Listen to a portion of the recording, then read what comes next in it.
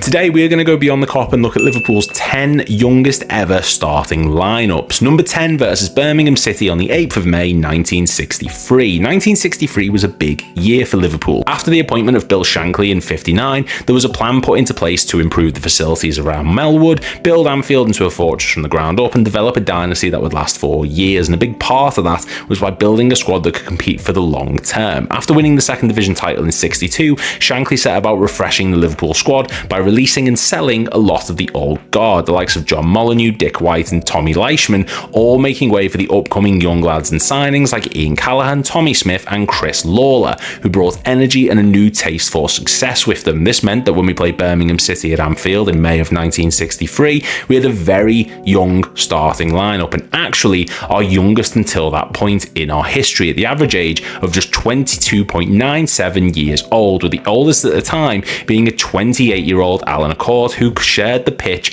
with the likes of an 18-year-old previously mentioned Smith and a 19-year-old Gordon Wallace. Number 9 versus Exeter City on the 8th of January 2016. Our captain for the day was Christian Benteke, and that says it all really. When Jurgen Klopp was made Liverpool manager, there was a lot of talk and anticipation surrounding the idea that he could do to the young lads in the squad what he did for the likes of Lewandowski, Goethe and Royce during his time at Dortmund, turning them all into juggernauts of the Bundesliga and top talent in Europe. So when cup matches rolled around, it was exciting to see how the young lads got on, with the 2-2 draw against Exeter City being an early example of it not quite going that way. The average age of the starting lineup was 22.87 years old, and it shows. Brad Smith, Conor Randall, Jerome Sinclair and João Teixeira are all just a few examples of the young players in and around the squad who really didn't make a meaningful impact, but they were young, inexperienced and open to Klopp's wisdom, which is why they were selected in an FA Cup third round match.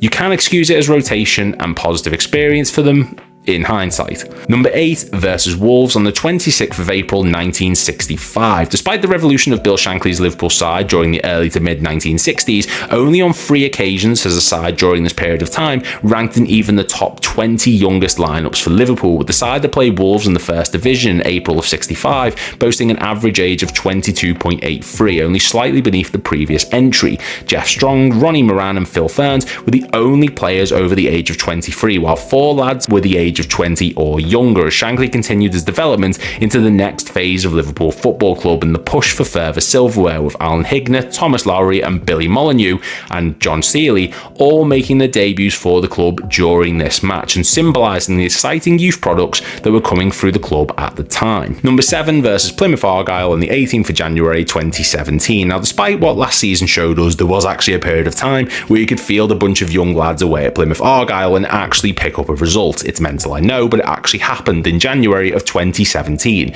when Liverpool made the trip down south, not that way, to face Plymouth in the third round of the FA Cup, fielding a squad with the average age of just 22.69 years old. And honestly, when I looked at this, I forgot people used to be young, because when I saw the likes of Joe Gomez and Trent Alexander-Arnold in the squad, I was very confused how the average age was so low. But yeah, this was almost 10 years ago. The experience came in the form of a 30-year-old Lucas Leiva and a 27-year-old Daniel Sturridge, but the rest of the squad was pure youth. Gomez was 20 years old, Trent was 18, Ben Woodburn was there at just 17 years old, and Ajaria was not far behind him at 19, propelling the starting 11 into the number 7 spot and through to the next round of the tournament. Number 6 versus Shrewsbury Town on the 9th of January 2022. En route to winning the 2022 FA Cup, Liverpool had to get through the first few rounds of the competition, of course, and when you look at the starting lineup for this match, you can tell we weren't messing around. While the likes of Kate Gordon, Max Voltman, Tyler Morton and Conor Bradley all came in under the age of 20, with a 21-year-old Curtis Jones not far behind them, our backline that day consisted of Van Dijk, Ibu Konate, Andrew Robertson and Fabinho occupying the defensive areas of our side. Like, honestly, it's no wonder we smashed them 4-1 because of the experience of some of these players, most notably Van Dijk and Fabinho. It pulls the age up a bit, but not by too much, with the rest of the young lads keeping it fairly low down to an average age of just 22.51 years old, a full 5.18 lower than Shrewsbury Town's 27.69. Number 5 versus Union SG on the 14th of December 2023, our first and only European entry to make it on the list. Now, by the time this match had rolled around, the Reds were already through to the knockout stages of the competition and had one eye cast on the Premier League and another on the League Cup, so a loss here wasn't a massive deal, and that's probably why we fielded such a young side on the night. The likes of Luke Chambers, Ben Doak, Cade Gordon and Jarrell Quanta, who scored his first goal for the club that day by the way, bringing the average age down to just 22.43, with Endo, Konate and Gakpo propping it up ever so slightly in the other direction. In matches like this, you can understand the rationale of giving the young lads a go. You've qualified, you want to avoid injuries, I get it. So for this instance, it's great to see some of these young talents gain some European experience. Number 4 versus Derby County on the 9th of November 2022. The penalty shootout which made Kelleher famous and also saw Darwin Núñez actually score a penalty. I know, it's mental.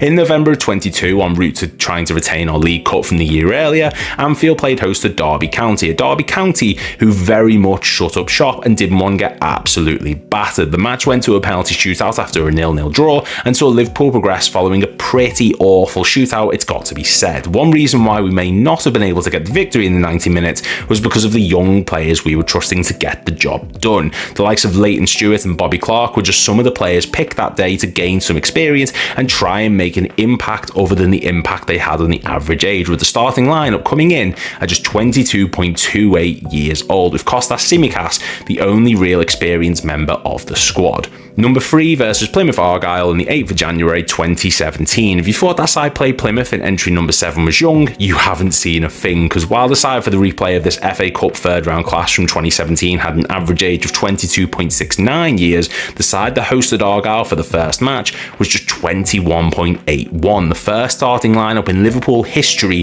to breach into the 21 bracket. To be honest, there wasn't too much difference between the two sides, with a couple of exceptions. In the first match, Emre Can and Shea Ojo were both trusted to get the job done, but in the replay they were both replaced by Felipe Coutinho, who was aged 25 at the time, and Daniel Sturridge, who was 27, while Can and Ojo were 23 and 20 respectively, so this brought the age right down for the first match, with the other lads around them, mainly Woodburn and Trent, keeping the average age the lowest in Liverpool history up until that point. Number 2 versus Aston Villa on the 17th of December 2019. Honestly, when I found out this was number 2 and not number 1, my mind was blown, because how can a side that was forced to play academy and reserve players not be the youngest starting lineup in Liverpool history? So for context, FIFA are wankers. On the 17th of December 2019, Liverpool was set to face Aston Villa in the 5th round of the League Cup. So far so good. However, there was a problem. You see, after winning the Champions League the season before, the Reds were entered into the Club World Cup, which sounds great on paper until you realise the first match of that competition was scheduled against Monterrey on the 18th of December, the very next day in Qatar. Now, there is a problem. With his hands tied, Klopp decided to take the entire senior squad and first teams with him to Qatar to win the Club World Cup, and left behind Neil Critchley and a side filled entirely of Liverpool's youth system and reserve options. Like seriously, the most experienced player was 23-year-old Pedro Chirivella, who was made captain for that match at the age of just 23, with everyone else boasting an average age of just 19.5 years old, and seeing us break a whole host of records in the process, with 8 players making their debut that day, the squad possessing the fewest combined appearances of any Liverpool side ever on just 16, and James Norris becoming the 4th youngest player to make his debut for Liverpool at just 16 years, 8 months and 13 days old. And number 1 versus Shrewsbury Town on the 4th of February 2020. I forgot this match even existed, but yeah, it happened, and believe it or not, despite having an average squad age of just 19.28, we won and kept the clean sheet. After drawing 2-2 off Shrewsbury in the 4th round of the FA Cup, we had to play a replay, and with the Reds on course to win number 19, Klopp didn't want to risk injury or fatigue like he did in the first encounter, so he decided to play the kids, and it certainly worked out. Adam Lewis, Elijah Dixon-Bonner, Liam Miller, Joe Hardy and Jake Kane all made their debuts for the club, while Curtis Jones became the youngest captain in Liverpool history, wearing the iconic armband at the age of just 19 years and 5 days old, a record which dated back to the year 1900 when Alex Riesbeck, aged 20 years and 250 days old, received the same honour. The fact we were able to field this side and still pick up the win no matter who it was against is remarkable, and we got to see the likes of Kelleher and Elliott in action, which is always a plus. But yeah, 19.28 years old is mental.